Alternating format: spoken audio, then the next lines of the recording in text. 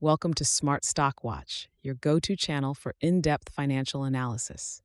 Today is November 5th, 2025, and we're diving into Aflac's latest earnings report. Joining us is John, a senior analyst from Smart Stock Watch. John, thanks for being here. Thank you for having me. Aflac has just released its third quarter results, and there's a lot to unpack from their impressive net earnings to strategic initiatives in both the U.S. and Japan. Revenue and profitability overview. Let's start with the top line. Aflac reported total revenues of $4.7 billion for the third quarter of 2025, a significant increase from $2.9 billion in the same quarter last year. John, what drove this revenue growth? The revenue growth was primarily driven by net investment gains of $275 million, compared to net investment losses of $1.4 billion in the previous year. This turnaround in investment performance significantly boosted their net earnings to $1.6 billion, or $3.08 per diluted share, compared to a net loss last year. And how did Aflac perform in terms of earnings per share?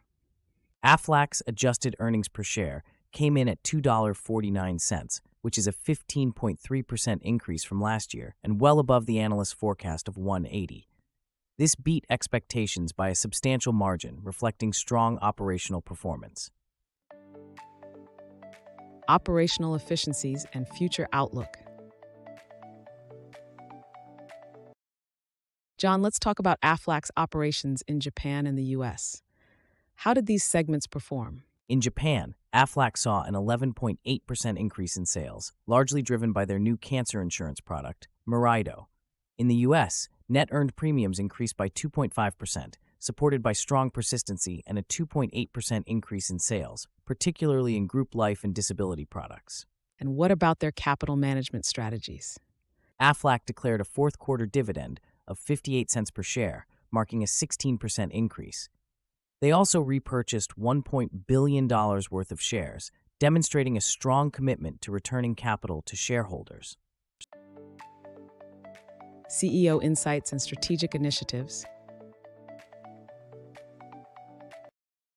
CEO Daniel P. Amos commented on the company's strategic direction.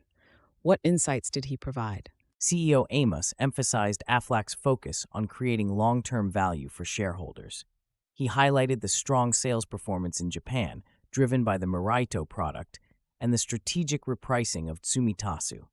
In the U.S., he noted the momentum in group business and the focus on profitable growth through disciplined underwriting. How does Aflac plan to sustain this growth? Amos mentioned their commitment to prudent liquidity and capital management, alongside investments that continue to yield strong net investment income. Aflac's balanced approach to growth and operational efficiency is key to sustaining their performance.